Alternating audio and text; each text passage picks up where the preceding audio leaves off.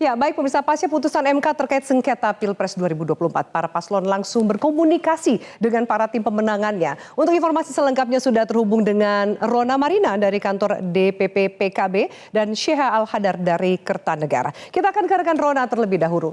Rona, selamat malam. Baik, Rona, apa aktivitas dari Anies Baswedan? Benarkah setelah dari Nasdem Tower, Anies berencana untuk mendatangi DPP PKB? Bagaimana konfirmasi dan suasananya di sana?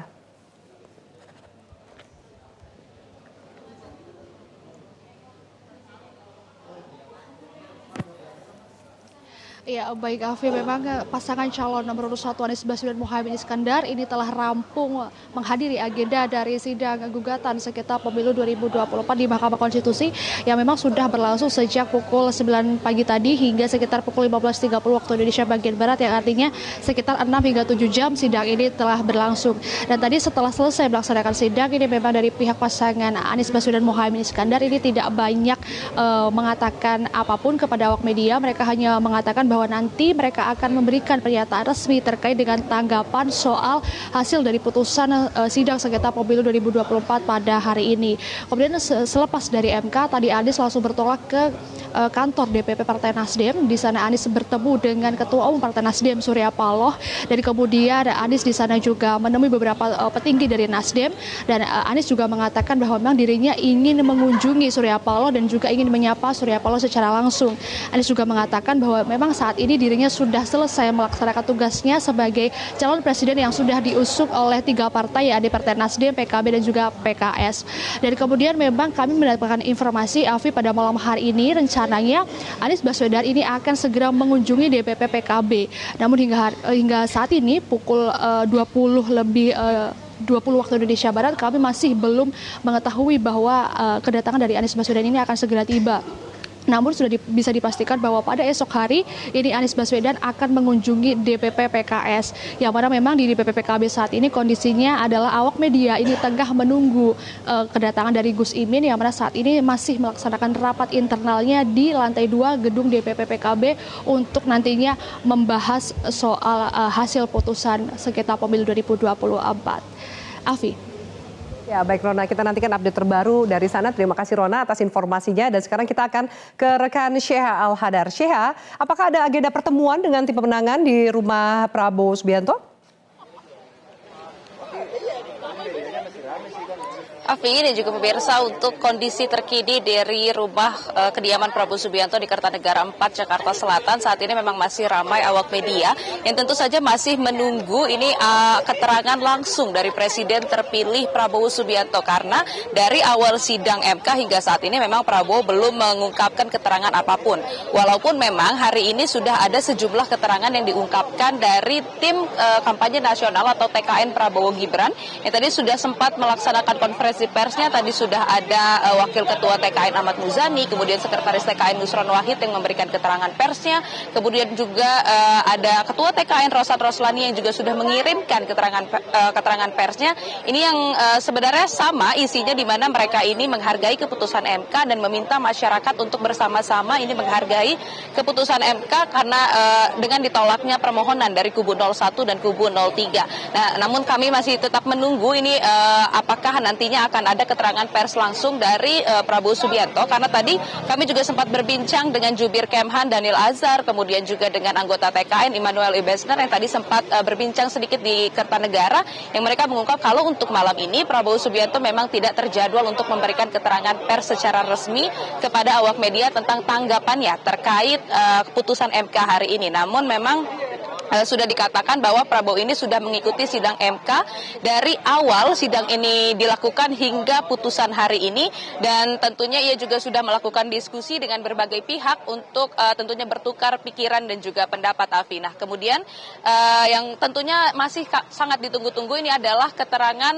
dan juga peta politik atau peta koalisi nantinya yang akan berada di pemerintahan Prabowo Subianto dan Gibran Rakabuming Raka, karena Afi, tadi setelah putusan MK ini Gibran Rakabuming Raka atau Wakil wakil presiden terpilih ini sudah mengungkap bahwa dirinya ingin bertemu dengan kubu 01 dan 03 dalam hal ini Anies Baswedan dan Muhaimin Iskandar, kemudian Ganjar dan juga Mahfud MD. Nah, ini tentunya menjadi menarik karena kita akan menunggu nanti apakah setelah putusan MK ini selesai, apakah nantinya akan ada partai-partai yang sebelumnya tidak mengusung Prabowo Subianto dan Gibran ini akan masuk ke pemerintahan. Kita akan tunggu, namun yang sudah pasti nantinya Prabowo dan Gibran ini akan hadir dalam pengumuman presiden dan wakil presiden terpilih di KPU hari Rabu jam 10 pagi. Sementara itu, Afiq, kembali ke Anda. Baik, Syah, terima kasih atas informasinya dari Kertanegara. Dan pemirsa, Mahkamah Konstitusi menolak seluruh permohonan sengketa hasil Pilpres 2024 yang diajukan paslon nomor urut 1 Anies Baswedan Muhaimin Iskandar dan paslon nomor urut 3 Ganjar Pranowo Mahfud MD.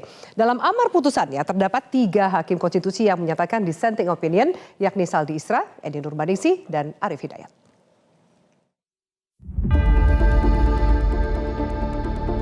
Hari Senin 22 April 2024, Mahkamah Konstitusi akhirnya membacakan hasil sidang perselisihan hasil pemilu atau PHPU yang diajukan paslon nomor urut 1 Anies Baswedan Muhaimin Iskandar dan paslon nomor urut 3 Ganjar Pranowo Mahfud MD. Dalam putusannya, MK menilai permohonan paslon nomor urut 1 Anies Muhaimin dan permohonan paslon nomor urut 3 Ganjar Mahfud. Amar putusan mengadili dalam eksepsi, menolak eksepsi termohon dan pihak terkait untuk seluruhnya. Dalam pokok permohonan, menolak permohonan pemohon untuk seluruhnya. Dalam putusan tersebut terdapat 3 hakim konstitusi yang menyatakan berbeda pendapat atau dissenting opinion. Setelah putusan MK dibacakan, juru bicara TPN Ganjar Mahfud, Ciko Hakim, mengapresiasi 3 hakim konstitusi yang menyatakan dissenting opinion. Ia juga menyoroti catatan-catatan MK yang harus menjadi perhatian di masa mendatang.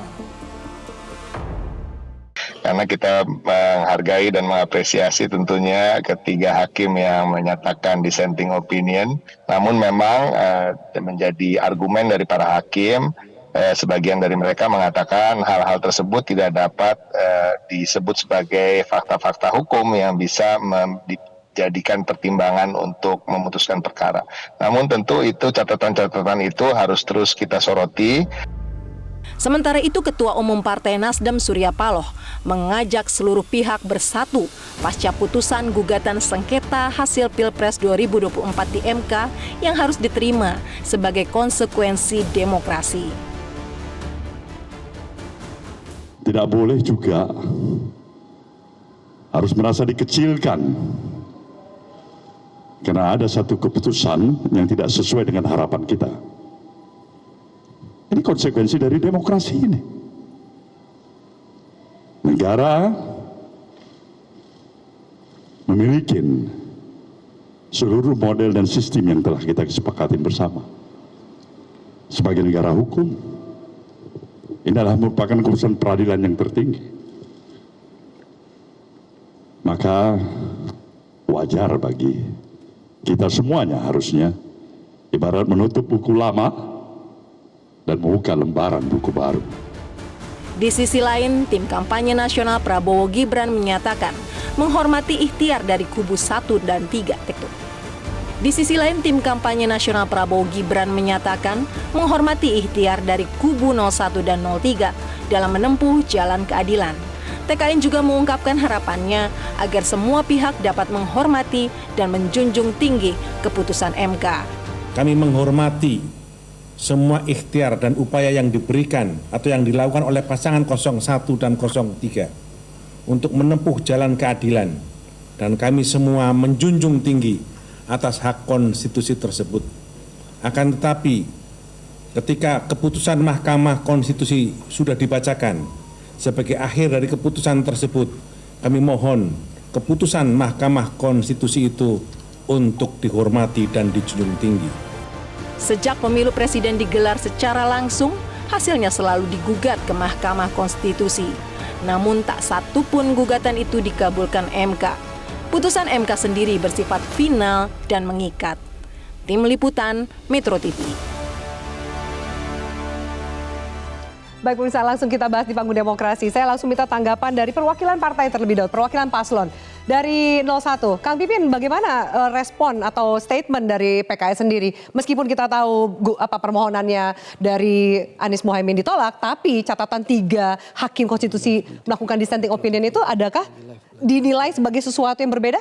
Ya, pertama tentu kami menghormati ya putusan dari Mahkamah Konstitusi ini yang bersifat final dan mengikat. Jadi ini adalah fase di mana ketika sejak awal kita pendaftaran, kampanye, kemudian pencoblosan dan sampai keputusan KPU, dan hari ini adalah hari yang bersejarah buat kita tentu ya. Di mana 2024 Pilpres sudah berjalan dan kita sudah melihat bagaimana putusan MK yang luar biasa sejak tadi pagi sampai sore, dan awalnya kita melihat ya sempat kita agak hopeless juga, oh ini semua ditolak, tetapi ketika kita menyaksikan dari 8 itu ada 3 hakim MK yang menyampaikan secara berani untuk berbeda pandangan dengan 5 hakim MK yang lain.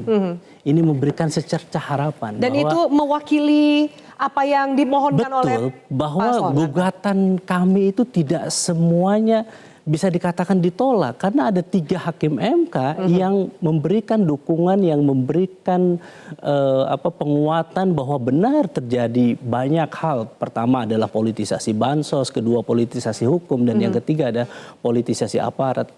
Jadi kami melihat bahwa memang Pilpres sudah selesai. Ya. Kami menghormati itu, kami menghormati kubu 02, Bang Andre dan Bang Abalin dan semuanya. Tetapi memang kita harus belajar bahwa banyak catatan-catatan pasca Pilpres ini yang berbeda dengan sebelumnya. Satu, ketika Pilpres sebelumnya tidak ada dissenting opinion. Saya tadi sejak dapat itu langsung cari bagaimana di tahun-tahun pemilu Pilpres sebelumnya. Ternyata tidak ada. Hanya ada saat ini. Dan ternyata itu memberikan catatan bahwa memang legitimasinya tidak utuh ya. Dan bagi kami sebetulnya memang Pilpres selesai, kemudian ada orang yang mengajak bersatu, dan kami mohon maaf kami tidak terpecah belah. Siapa yang mengajak? Ya ketika ayo kita bersatu, persoalannya tadi kita merasa bahwa ya kita tidak ada perpecahan. Yang ada adalah kompetisi. Kami melihat sejak awal Pilpres itu bukan war, bukan perang, tapi ini kompetisi secara sehat yang ingin kita tunjukkan. Dan kami ingin ini menjadi pembelajaran. Ada 3 hakim MK ini, kita akan melihat nanti. Ya, kami tentu dari PKS sejak awal musyawarah majelis mengatakan kita akan lihat bagaimana perjuangan kita di MK. Dari awal kita membantu memastikan semua saksi hadir, meskipun itu tidak mudah karena kita adalah negara yang cacat demokrasinya, tidak mudah untuk mengundang saksi di persidangan karena mereka khawatir masa depan mereka. Itulah yang terjadi, memang ketidakmudahan itu. Jadi makanya kita pelajari bagaimana beberapa catatan di hakim MK yang kami lihat ya. Pertama, mempersoalkan tentang saksi, mungkin ada beberapa yang tidak hadir. Memang sejak awal banyak saksi yang mundur karena tadi ada kekhawatiran, tidak mudah untuk mendapatkan saksi. Dan menurut saya nanti harus ada terobosan. Bagaimana nanti mahkamah ke depan waktunya selalu dikatakan hanya sempit 14 hari. Diperpanjang. Kemudian harus ada diperpanjang. Yang kedua adalah harus ada solusi ketika saksi tidak bisa dihadirkan, maka harus ada cara lain yang bisa misalnya tertutup tetapi memang punya legitimasi hukum di situ. Dan yang terakhir saya kira ini penting ya buat kita, bahwa ada semacam menegasikan tentang beberapa fakta di persidangan. Misalnya ketika tidak diperhitungkan perbedaan bansos ketika 2022, 2003 dan 2024 pada bulan Januari. Dan tidak diperhitungkan bahwa kenapa bansos itu dikeluarkan menjelang pemilu. Tapi kami mengapresiasi ketika dissenting opinion ketiga hakim itu. Jadi opinionnya menjadi angin segar sekali. Betul, dan itu banyak catatan-catatan gugatan kami diterima di situ. Dan ini saya kira perbaikan buat demokrasi kita ke depan. Dan kami akan terus mengawal ini sebaik-baiknya ke depan. Dan mudah-mudahan nanti mungkin hak angket di DPR RI bisa menindaklanjuti bagaimana ketiga hakim MK dissenting opinion ini menjadi bahan kami bisa untuk lanjut di hak angket di DPR. Mas Andre, saya minta tanggapan Anda meskipun akhirnya gugatan Mahkamah Konstitusi memutuskan untuk menolak semua permohonan kubu 01 dan 03. Tapi tadi Mas Pipin mengatakan 3 dissenting opinion dari hakim konstitusi itu menjadi catatan termasuk juga soal legitimasi yang tidak utuh. Tanggapan Anda? Memang dari awal permohonan kubunya Amin ini kuat di isu dan narasi, tapi sangat lemah dalam pembuktian, sehingga unsur politik dan penggiringan opininya lebih kental dibanding hukumnya, sehingga wajar kalau Mahkamah Konstitusi menolak seluruh permohonan. Ya, itu fakta. Ya, dan saya bukan pakar hukum, tapi jelas bahwa Mahkamah Konstitusi sudah memutuskan. Nah, sekarang di kubu 02 saat ini kami tanggal 24 menunggu surat ketetapan KPU diserahkan kepada Pak Prabowo. Setelah itu tentu kita akan membangun komunikasi dengan seluruh pihak. Karena dari awal ada dua hal yang disampaikan oleh Pak Prabowo. Ya, pertama, Pak Prabowo punya kepercayaan bahwa syarat Indonesia menjadi negara maju, elitnya harus guyup, elitnya harus bersatu, ya, elitnya harus bisa duduk bersama-sama.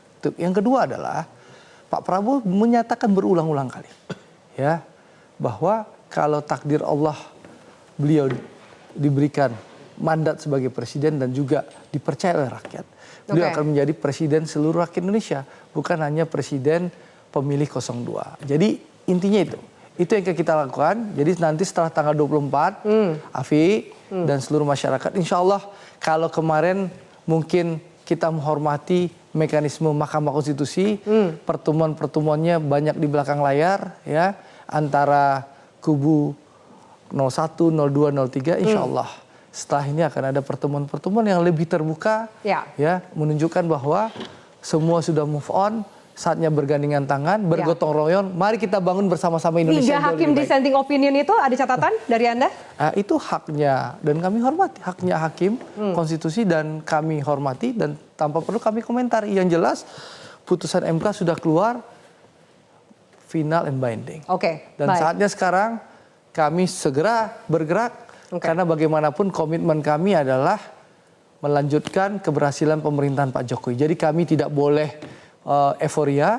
Sekarang kami persiapkan supaya pemerintahan Pak Prabowo ke depan dengan Mas Gibran jauh lebih baik dan rakyat lebih sejahtera dan Indonesia jauh lebih maju. Itu yang paling penting, Afi. Baik, kita harus jeda dan kita minta tanggapan terutama dari Pak Margarito dan juga Mas Uceng dari sisi ketatanegaraan membahas dan membedah putusan MK pada hari ini. Usai jeda, tetaplah bersama kami.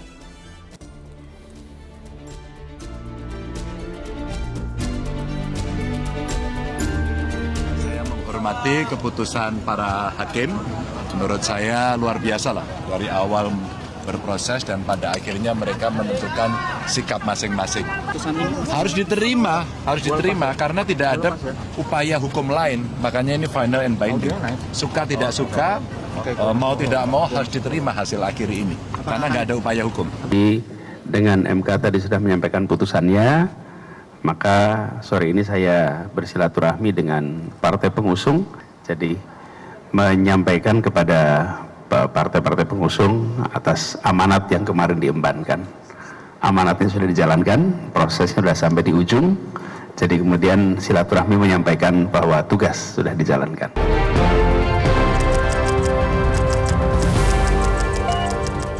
Jelajahi cara baru mendapatkan informasi. Download Metro TV Extend sekarang.